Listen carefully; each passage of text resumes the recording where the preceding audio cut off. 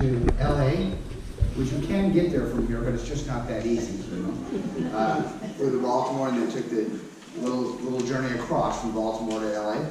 And in LA, we saw our 5-year-old grandson, Liam, and so that was really fun to see him and his dad and his mom, and that was fun seeing them. And then we rented a car and drove up north to Lemoore, California, which is east of Fresno. And if you've never been there, don't feel bad.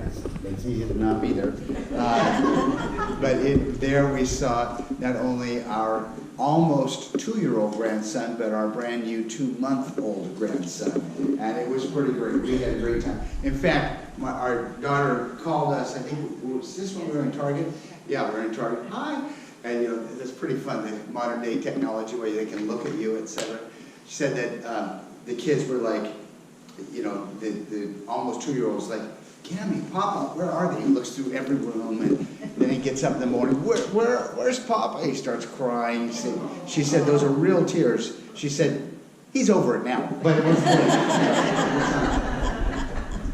Cindy was telling a story. This is your classic grandparent story of, she's off doing a little workout and have coffee with her girlfriend. And, oh, no problem. And we're watching the almost 2-year-old, Luke is his name, and he kind of seems to have peanut butter all over his hand, but it's not peanut butter. And the whole thing is blown out back here, and we are trying to get him into the shower and hose him off, and he's scooting along, and there's skid marks. I get him to cough. Here, kid, wipe it up if you can, whatever. So finally, she came in, to this naked, clean little boy. Running around naked. Yes, right.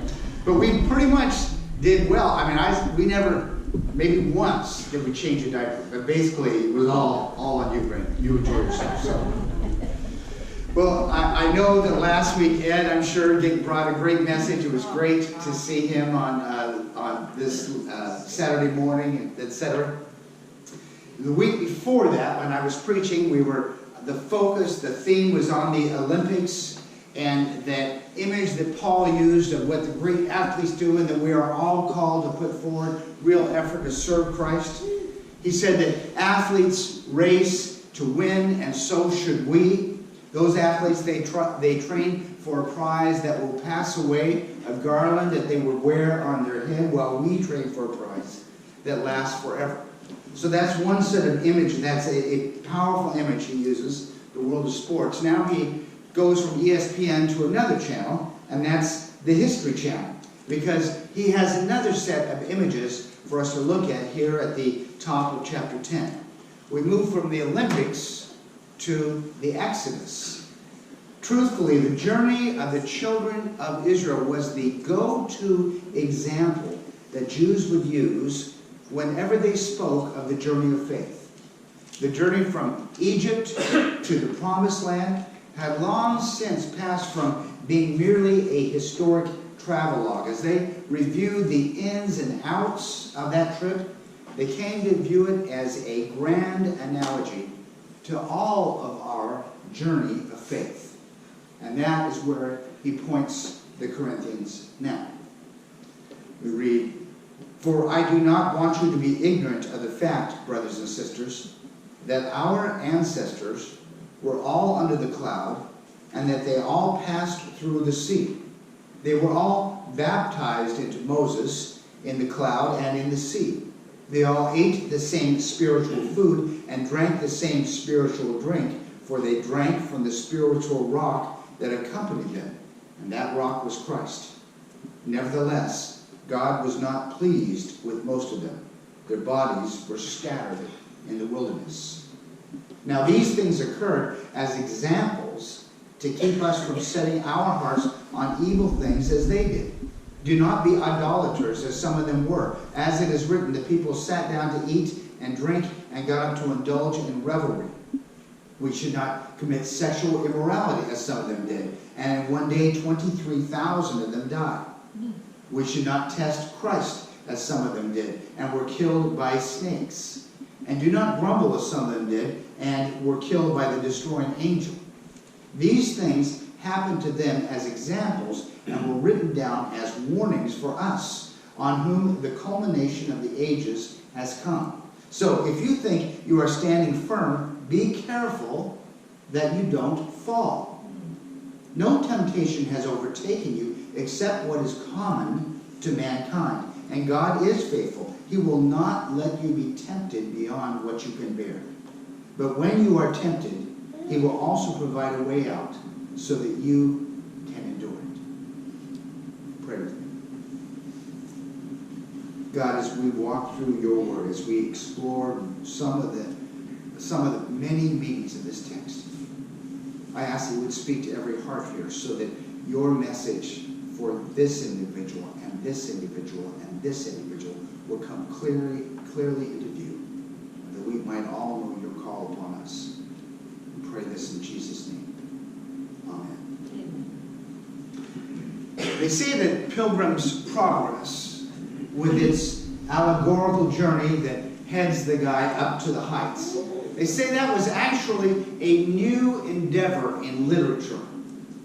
That an analogy worked out like that had never been done before.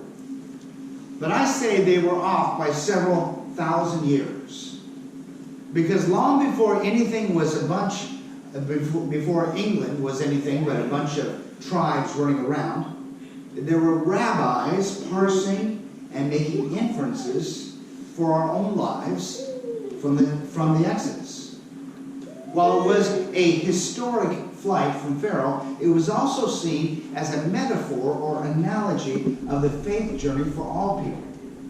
And now, Paul rethinks that story that he grew up with its lessons of faith and failure. He rethinks it in terms of the fact that Christ has been there from the beginning.